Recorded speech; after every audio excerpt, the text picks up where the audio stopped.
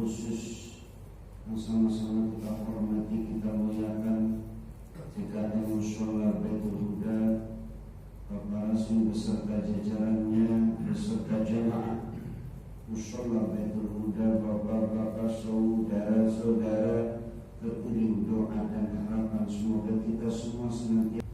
Ma'asyiral hadirin, jamaah yang dimuliakan Allah Subhanahu wa ta'ala, kita awali talabul ilmi kita dengan membaca Al-Quran surat Al-Fatihah. Alhamdulillah wa syafa'at Rasulullah Sayyidina Muhammad ibn Abdullah wa khubaratul khusus التأليف البين في فقه الإمام الشيخ عطاء بن أحمد بن أبي الخير بن سالم بن أسعد بن عبد الله بن محمد بن إبراهيم بن محمد بن يوسف بن الأنبري ولمشايخنا ولمشايخنا شيخنا والأستاذنا والأستاذنا نفع الله بهم من علومهم في الدارين بكرامة سر الفاتحة. أعوذ بالله من الشيطان الرجيم. بسم الله الرحمن الرحيم. الحمد لله رب العالمين الرحمن الرحيم مالك يوم الدين إياك نعبد وإياك نستعين اهدنا الصراط المستقيم صراط الذين أنعمت عليهم غير المغضوب عليهم ولا الضالين آمين.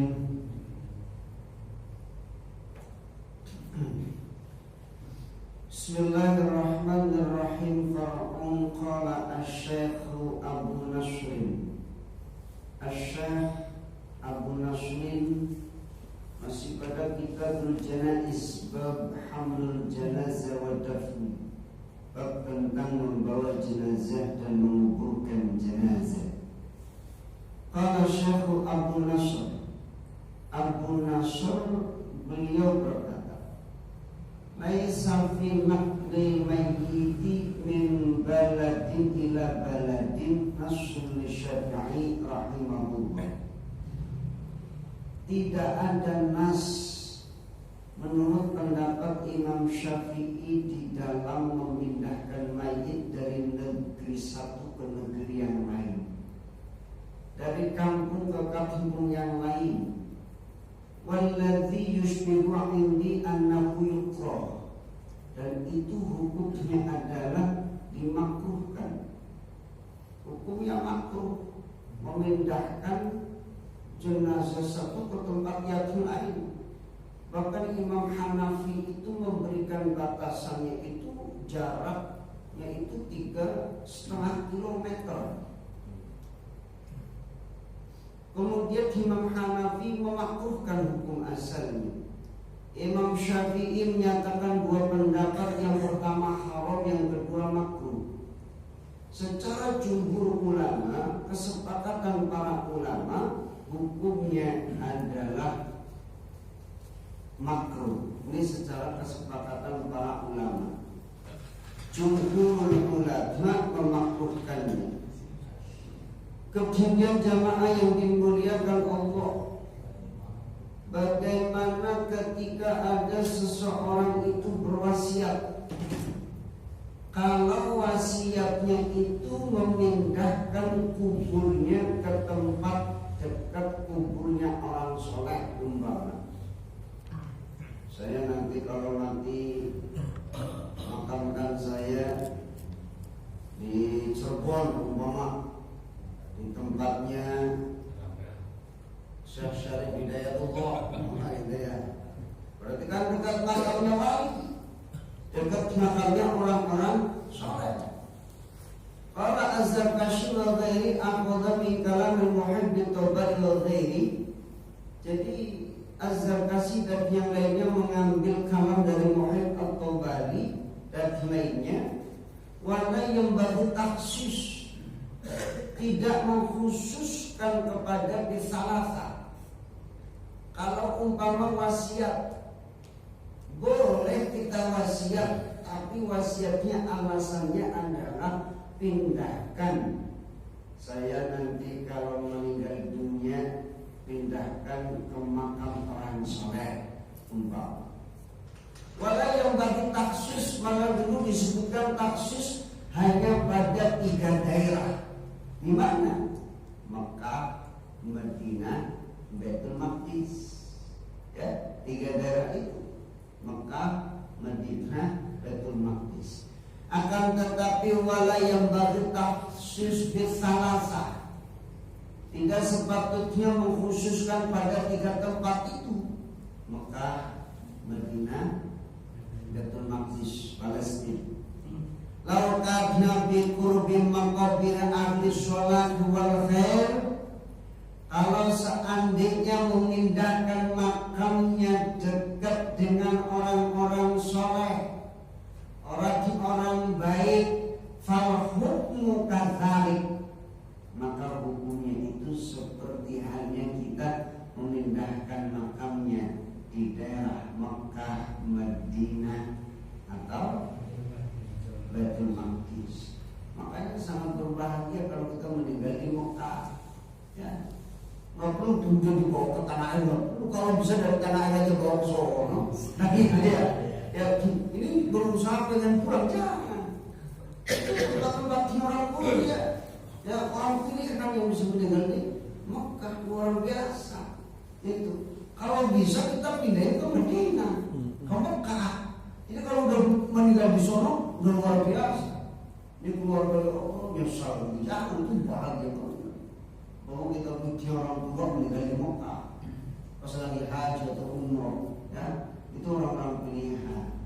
Jadi jangan berusaha untuk minta dipulangkan, jangan. Kalau bisa kita meninggal di sini bawa ke sono, kan gitu, ya. Tapi kan ini tidak memungkinkan karena kalau ada kita ini daerah yang jauh dari Mekah, Madinah ataupun Baitul Maqdis, ya, maka laukana biqurbi maqabir ahli sholih wal khair, ya, kalau umpama dipindahkannya kepada makam yang dekat orang soleh, maqabir ahli sholih wal khair, atau orang-orang baik, wali, nukadalik, maka hukumnya sama seperti kita memindahkan kubur kita kepada ke Madinah, ke Mekah ataupun ke Baitul Maqdis.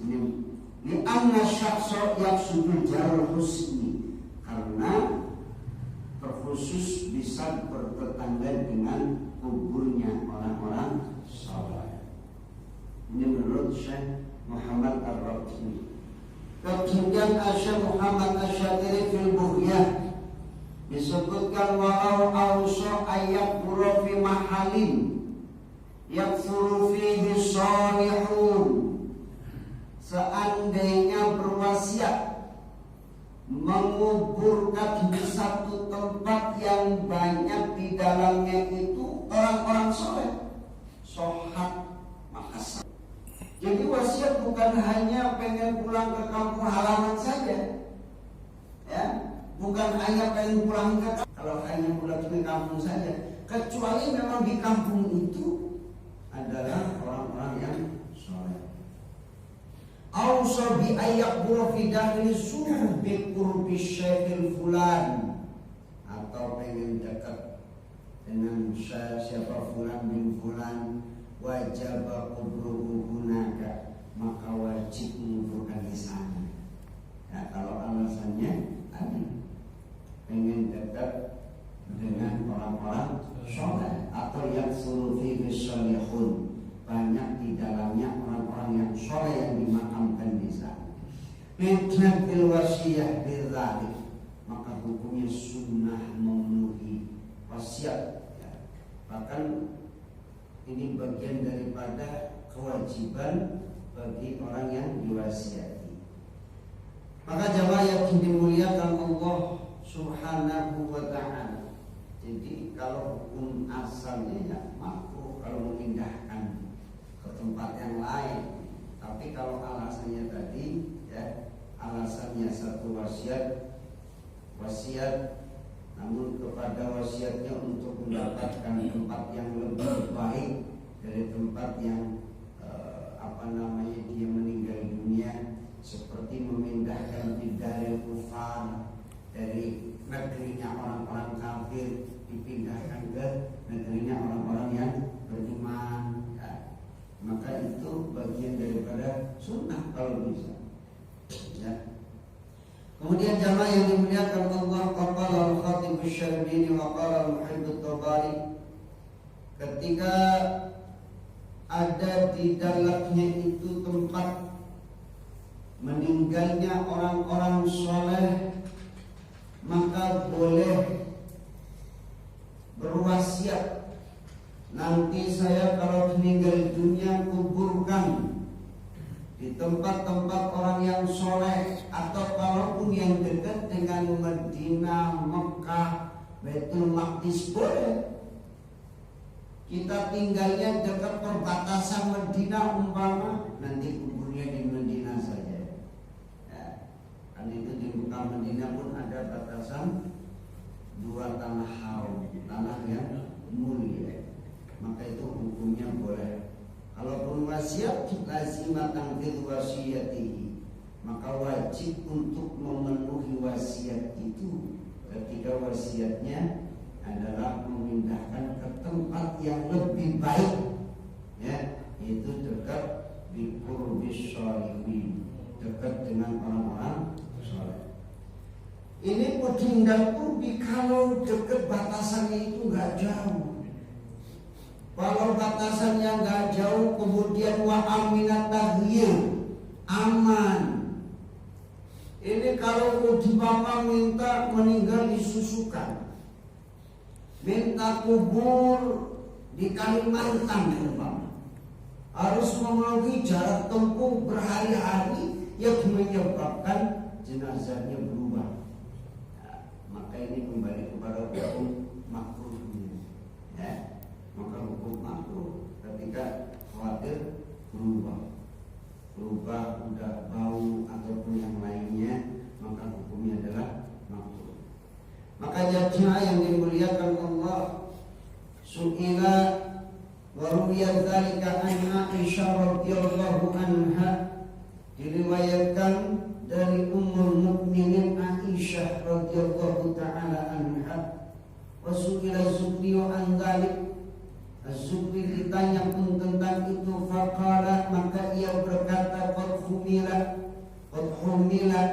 Sa'd bin Abi Waqqas, sungguh dibawa jenazahnya Sa'ad bin Abi Waqqas radhiyallahu anhu wa radha, wa Sa'id bin Zaid radhiyallahu anhu min al-Aqiq ila al-Madinah, dari Aqiq ke Gunung Aqiq menuju ke Madinah.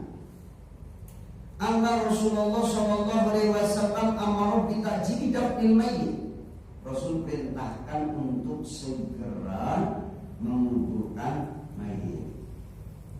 Maka wa fi dzalika ta'khiru dafni, maka ketika mengakhirkan untuk menguburkan, kalau memang jaraknya itu dekat diperbolehkan. Fal aqiqu qurbal Madinah, aqiq itu dekat dengan Madinah, maka tidak terlampau lama. Mungkin sekarang juga akomodasi, ada kendaraan mampu dijangkau, perjalanan juga mudah, sekiranya tidak akan berubah kondisi jenazah, maka itu pun diperbolehkan. Jamaah yang dimuliakan Allah Subhanahu wa ta'ala, qala Asy-Syafi'i rahimahullah, Imam Asy-Syafi'i rahimahullah, semoga Allah memberikan rahmat kepadanya, wa izadati, apabila furigha telah selesai minad dafni, dari penguburannya, faqad ukmila, maka sungguh sempurna, wa yansarifu man syaa, maka hendaklah pergi bagi orang yang berkehendak.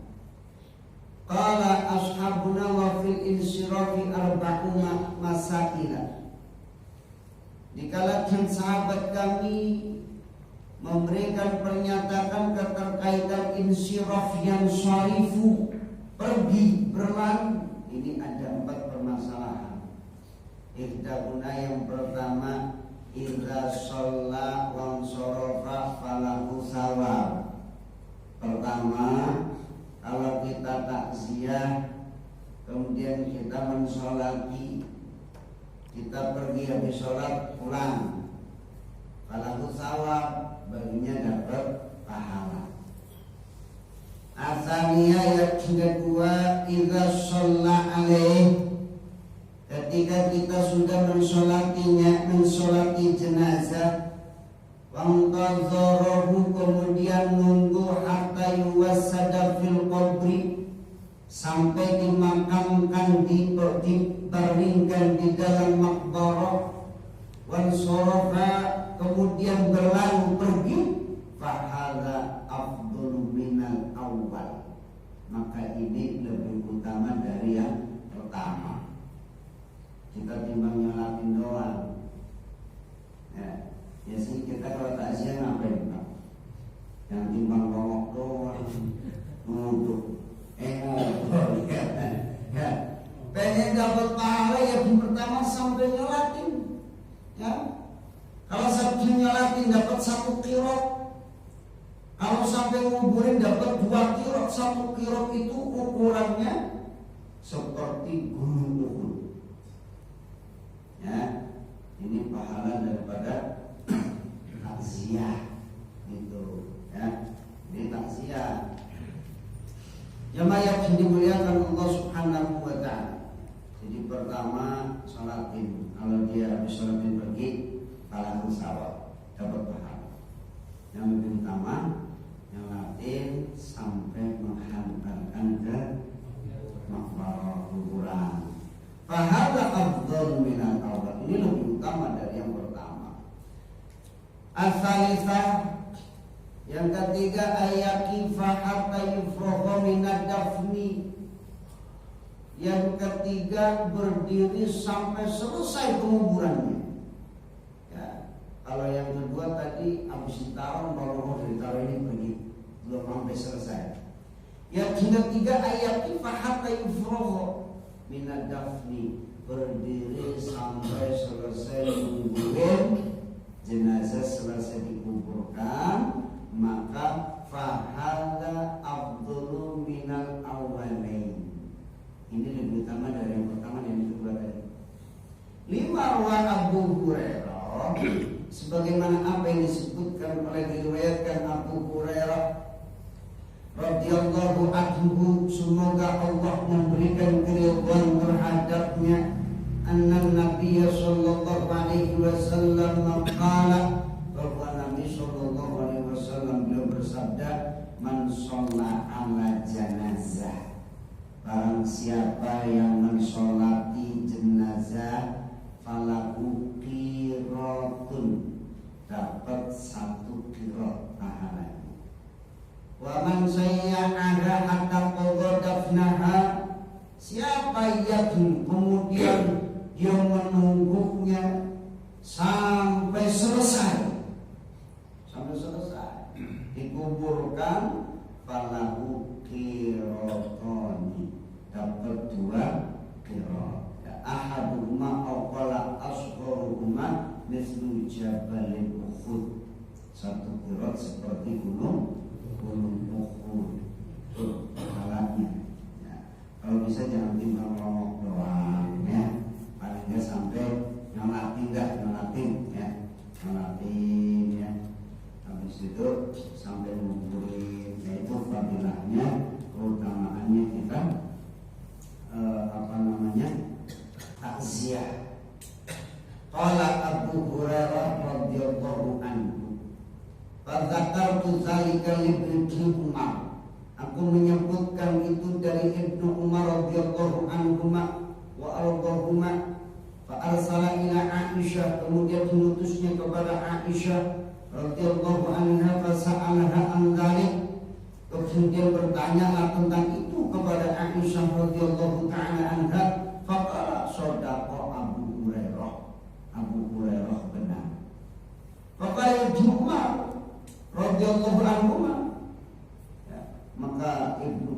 pun sama, keterkaitan dengan apa yang diriwayatkan oleh Abu Hurairah. Yang keempat, ini yang pertama sampai nyelatin, yang kedua sampai nyelatin dan nunggu sampai dimasukkan ke dalam yang lahap, yang ketiga sampai selesai nguburin, yang keempat ayati fabrakna dafni, berdiam sampai selesai dikubur, wayat ulil mayyit, kemudian ngedoain si mayit. Wa ahadza afdalu minal awwalin, ini lebih utama dari yang tiga tadi, ya, lebih utama. Jadi bukan hanya sampai selesai kubur, tapi sampai ngedoain. Wa yad'u lil mayyit. Qala Asy-Syafi'i rahimahullah fil wa kana ba'du man ba'dha 'indana min ahli al-'ilmi ya'muru ahlal mayyiti idza farahu min ad-dafni ay yaqifu 'inda qabrihi bimikta. Ya, jadi berhenti diam sejenak. Tujuannya apa? Di situ ngedoain si mayit, Radhiyallahu anha anna Nabi sallallahu alaihi wasallam kana idza dafana mayyitan. Nabi sallallahu alaihi wasallam ketika selesai menguburkan si mayit, waqafa inda qabri. Rasulullah berdiam di situ, waqala istaghfiru li akhikum. Istaghfiru li akhikum, minta ampun, mohonkan ampun untuk saudaramu. Ya, ini Rasulullah. Ya, ini dalam riwayatnya Abu Dawud dalam kitab Al-Janaiz bab al-istighfar indal qabri mayyit, memohonkan ampun untuk orang yang dikubur kepada si mayit. Ini perintah Rasulullah. Ya. Terus landasannya apa? Ketika banyak orang yang mengatakan ngedoain si mayit yang udah meninggal kok gak nyampe, kan gitu. Ini perintah Rasulullah, istaghfiru li akhikum, mohonkan ampunlah kalian untuk saudaramu. Ya, was'alullaha lahu tathbit fa innahu al-yus'al. Mintakan ke Allah, minta ke Allah subhanahu wa ta'ala as-subutu inda mas'alatil malakain, itu ketika dia itu lagi ditanya oleh malaikat, fa innahul an-yus'al, kata Rasulullah. Sekarang dia lagi ditanya, sekarang lagi ditanya, maka mintain ampun, mintain kemudahan buat si mayit. Makanya kemudian ada talqin, ya, ada talqin. Kemarin ada kejadian orang yang ketika bapaknya meninggal dunia dikubur, mau diadanin nggak boleh, nggak usah diadanin, nggak usah, nggak usah diadanin, apa waduh, kita udah jangan, gitu ya. Itu berarti mau diadanin tapi nggak usah, ya, nggak usah diadanin. Kenapa? Mengadati mayit di dalam kubur itu kan sebuah bentuk sunnah qiyas. Mengkiaskan apa? Ya, mengkiaskan ketika fa'adzana bi udhunil yumna wa aqama bi udhunil yusra. Ya, ketika seseorang baru dilahirkan oleh ibunya, azankan telinga kanan, iqamahkan telinga kiri, lam tadurruh musibyan, maka tidak akan disentuh oleh musibyan. Baru lahir sebelum mendengar kalimat apapun, sebelum mendengar musik dangdut, musik pop, musik rock, musik jazz, dia dengar kalimat tauhid, ya, itu baru keluar dari rahim ibundanya. Sebelum dengar kalimat apapun yang ditanamkan dalam hatinya sebagai koordinasinya adalah kalimat-kalimat tauhid. Maka dikiaskan ketika masuk ke dalam kubur, dikiaskan diazani, diiqamati. Ngapain diazan, diiqamati? Sholat. Kan gitu ya, kan diazan begitu. Yang namanya azan dan iqamah, mengazankan itu bukan hanya ketika panggilan sholat saja. Ya, ketika lagi kita lagi badai kencang, ya jalan terus. Ya, ketika lagi hujan deras, petir, geledek, apa azan. Salam. Ya, ada biar apa? Ya, biar diselamatkan dari malapetaka. Ini udah langsung bid'ah kan? Kalau kita bicara bid'ah, Pak, bicara bid'ah, Al-Quran itu dikumpulkan di masanya siapa? Sayyidina Umar. Di masa perkumpulan ada di masa Sayyidina. Memang dari generasi Khulafaur Rasyidin itu ya, dari Abu Bakar As-Siddiq ada perubahan terus ya. Pertama kodifikasi Quran ya saat itu di masa Abu Bakar As-Siddiq. Ya, Abu Bakar As-Siddiq dikumpulkan dari pelapak kurma, dari batu-batu, ya, kemudian dari kulit unta. Itu baru dikodifikasikan di masa Abu Bakar As-Siddiq. Di masa Rasulullah bukan. Kalau kita bicara bid'ah enggak? Jujur Pak, bid'ah enggak? Quran yang kita baca itu yang kita pegang bid'ah enggak? Kan bicara itu bukan dikumpulkan di masa Rasulullah, Nabi. Ya. Kemudian dituliskan nggak ada titik harokatnya Pak. Sekarang yang kita baca ada titiknya nggak? Ada barisnya nggak? Di masa Rasulullah bukan? Bid'ah bukan? Ya begitu. Aku ngomong bid'ah. Kemudian di masanya Sayyidina kasih titik lah minimal gitu ya, kasih titik 4.1, 4.2. Dulu kan kita mau baca bismillah gimana bacanya? Nah sama semua menggunakannya bahasanya.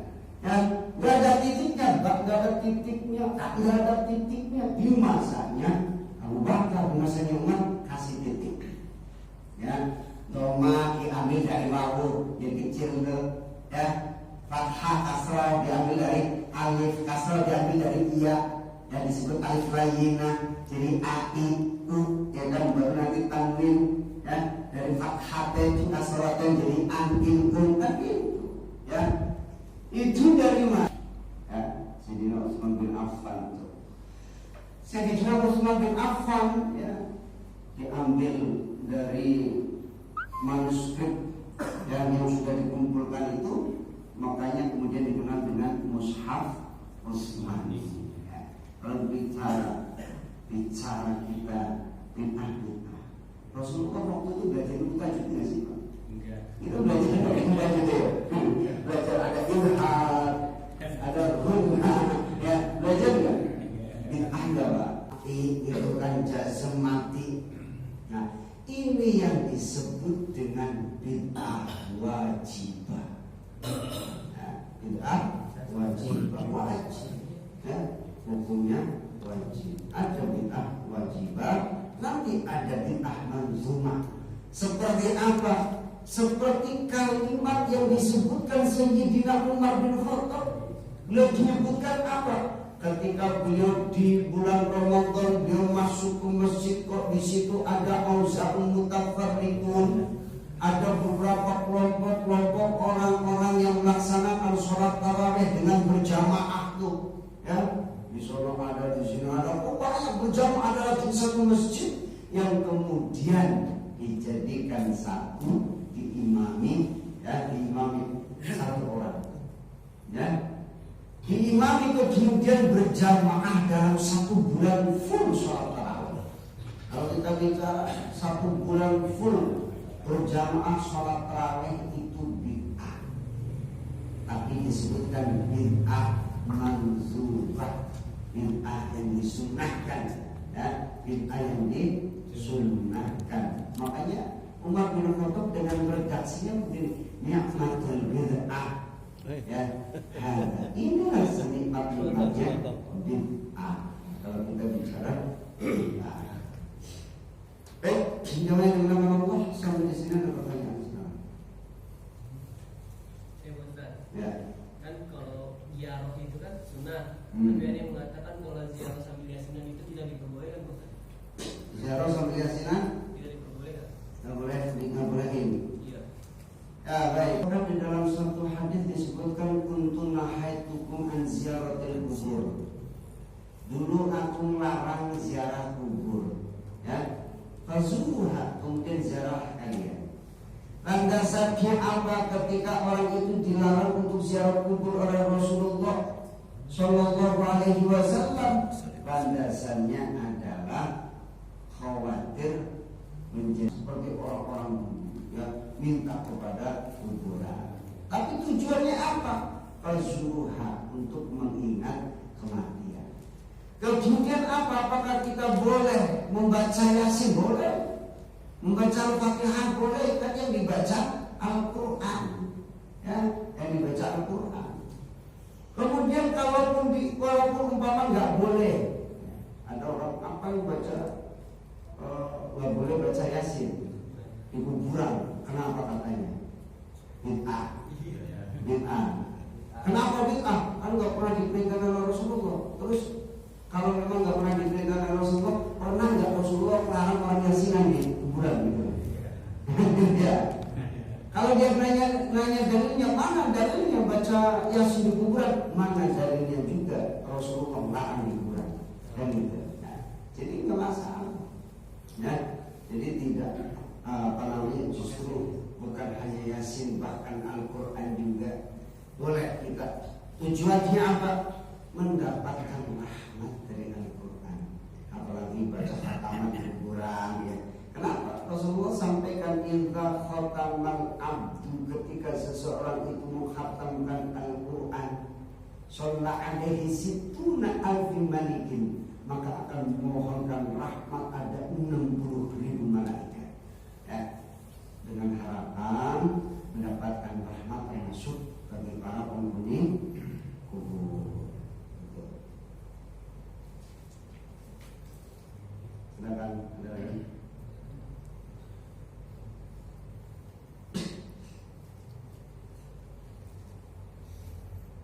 Ayo yang lain silakan.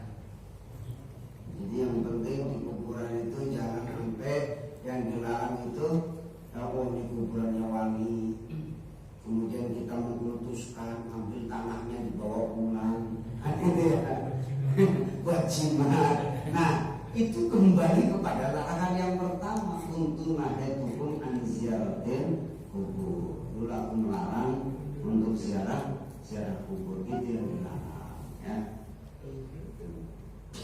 Jadi ya, Mohon maaf, siap. yang sering terjadi kan memang budaya kita kalau ziarah kubur itu membawa kembang, kemudian ada juga air, Ya. Nah itu mau dijelaskan Pak Ustaz. Ya. Biar kita lebih paham.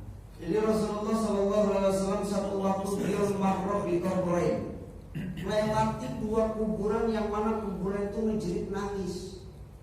Itu kenapa ya Rasulullah, kuburan itu kok nangis menjerit? Ya, itu bukan karena lantaran dosa besar. Ya, yang satu kenapa? Karena nggak beres istinjanya. Istanzihu minal baul, fa inna amatal azabil qabri minhu. Beresin kalau istinja. Habis buat kencing, ya, udah beres istinjanya. Ya, jangan timbang kencing di pinggir jalan, ngebersihin sampai di kerol di nama pupukonan, doang gitu ya. Ya, itu timbang itu doang. Atau ya, biasa kita kan timbang udah pakai celana lepis, mau ngebuka malas, ya gitu, kencing sambil berdiri dah. Kayaknya sih rasanya udah beres, cebok dah. Masukin kan udah, habis masukin kok pas jalan berasa ada yang anget-anget. Gitu ya. Ternyata mungkin itu ibarat kayak kita nyelam. Selagi kita kerannya tutup, pas ditutup kira-kira masih ada sisa nggak terakhir? Ada. Nah makanya kan kudu diulur, ya, sambil ngetekan, ngedehem, atau ya pernah saya praktekkan jongkok, ya, jongkok dengan ini memberdirikan kaki kanan dan duduk di atas kaki kiri, ya, itu biar menekan di sininya biar tuntas. Ketika itu Rasulullah SAW mengambil pelepah kurma. Pelepah kurma itu diletakkan di kuburan yang karena istinjaknya nggak beres. Yang satu diletakkan di atas kubur siapa? Orang yang suka adu domba. Akhirnya apa tujuannya apa? Selama di pelepah kurma masih basah, maka akan memberikan mohonkan ampun untuk kuburan yang ada diletakkan pelepah kurmanya. Mengkiaskan pelepah kurma, sekarang pakainya kembang. Biar apa? Ya selama kembang yang ditabur di atas kuburan, selama itu juga masih basah, memohonkan ampun kepada penghuninya. Kira-kira gitu aja. Wallahu a'lam bishawab. kita ini Baik, mungkin itu saja yang bisa saya sampaikan. Mudah-mudahan manfaatnya tentunya. Buat saya pribadi dan jangan sekian harapan kita menjalankan taat kepada kita orang sesuai dengan tuntunan Nabi Muhammad sallallahu alaihi wasallam. Wallahu a'lam bishawab. Subhanallahumma wa bihamdika asyhadu an la ilaha illa anta astaghfiruka wa atubu